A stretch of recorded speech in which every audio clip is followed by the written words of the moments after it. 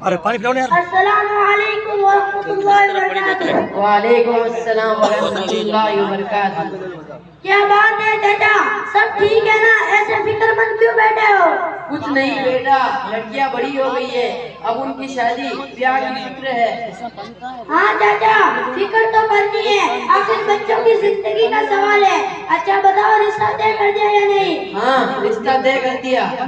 اچھا تو فکر کس بات کی, کر دو فوراً شادی. کیا بات کرتے ہو, کوئی عبادت ادا تھوڑی کرنی ہے, جو وقت ہوا ادا کر دی. شادی میں ہزاروں رسمیں کرنی پڑتی ہے, سینکڑوں خرچے ہوتے ہیں. یہ مائک دے, یہ مائک دے, یہ مائک دے. کیا بات کرتے ہو, کوئی عبادت ادا تھوڑی کرنی ہے, جو وقت ہوا اور ادا کر دی. شادی میں ہزاروں رسمیں کرنی پڑتی ہے, سینکڑوں خرچے ہوتے ہیں. ایسے خرچے کے اور رسموں کے بارے میں نے تو شریعت کی کتابوں میں کہیں نہیں پڑھا. ابھی تم بچے ہو, جب بڑے ہو جاؤ گے تم بھی یہ ساری رسمیں جان جاؤ گے. مگر ہم تو دین اور اسلام کو ماننے والے, اللہ کا حکم اور رسول صلی اللہ علیہ وسلم کے شریعت کے پابند ہیں. پھر شریعت کو چھوڑ کر یہ سب بگاڑ کرنے کی کہاں ضرورت ہے؟ اللہ اور رسول کی بات کو کون نہیں مانتا؟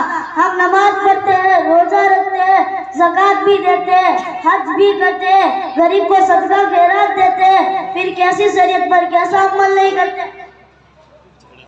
چاچا جی, شریعت اور اسلام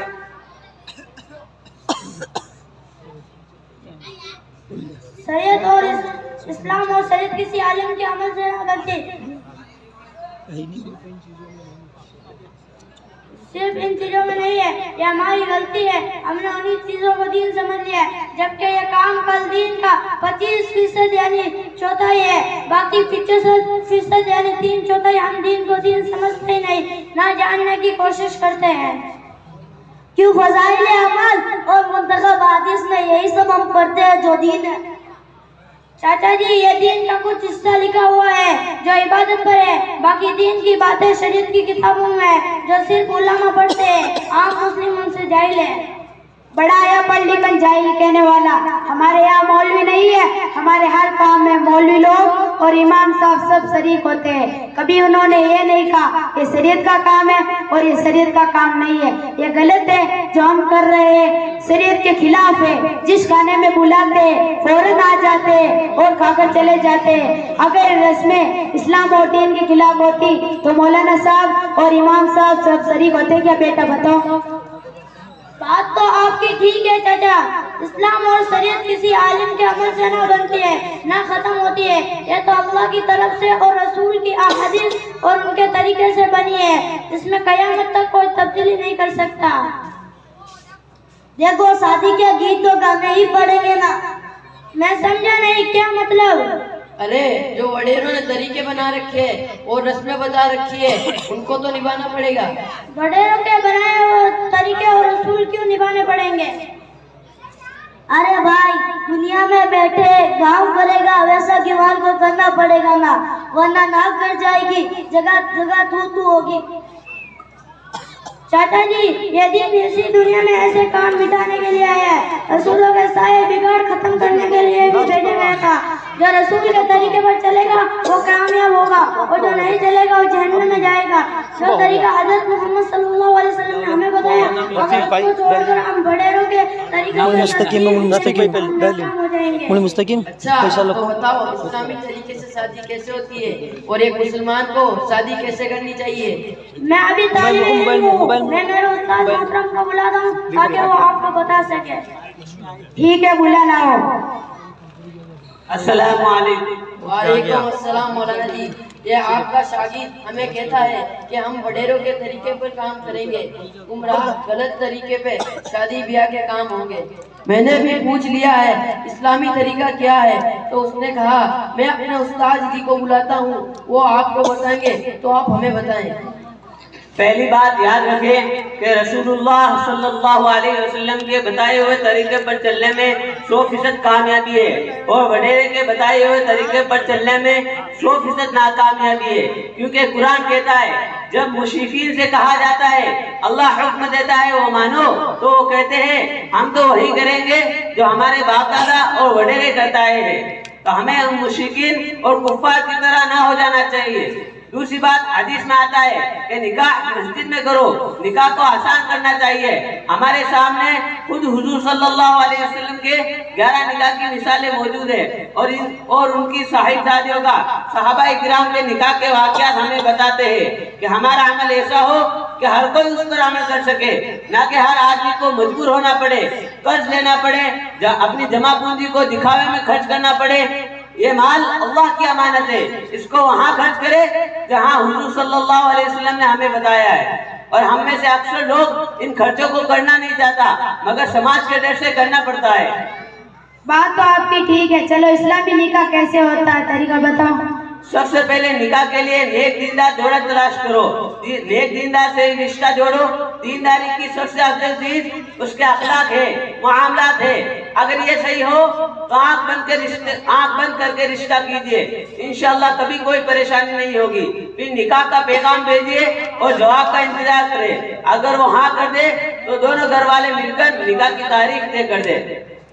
ہے ایسا کوئی ہوتا ہے؟ نہ منگنی، نہ حکم لینا، نہ گولیوں کی رسم کرنا، نہ بیاہ کی تاریخ کا کھانا، سیدھا نکاح کی تاریخ۔ بھائی اسلام کسی پر بوجھ ڈالنے نہیں آیا ہے، یہ ساری رسمیں انسان پر بوجھ بنتی ہے۔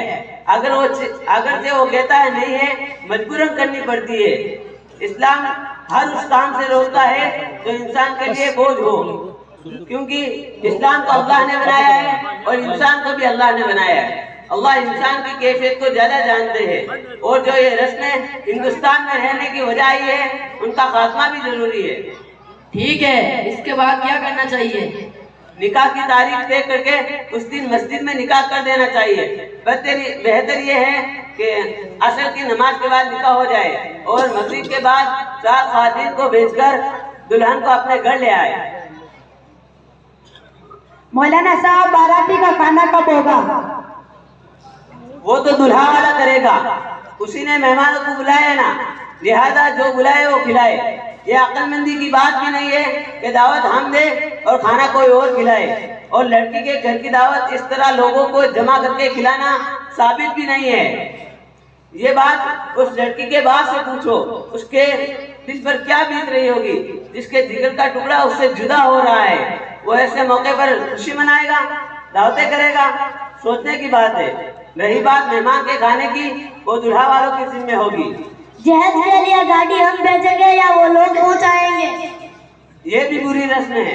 ہمارے یہاں کے اللہ نے جس کو ذمہ داری دی ہے وہ اپنی ذمہ داری کو چھوڑ کر لڑکی کے بستر اور بیڈ اور برتن استعمال کرے گا۔ یاد رکھیے شریعت نے یہ ساری چیزیں شوہر کے ذمہ کی ہے، وہی ان کا انتظام کرے گا۔ حضرت یہ مہر کی رقم کیا ہوتی ہے؟ مہر دلہن کا شرعی حق ہوتا ہے۔ غریب سے غریب آدمی کو کم سے کم 10 درہم یعنی 3 تولہ چاندی دینا ہوتا ہے، جبکہ وہ اس سے زیادہ دینے کی طاقت نہ رکھتا ہو۔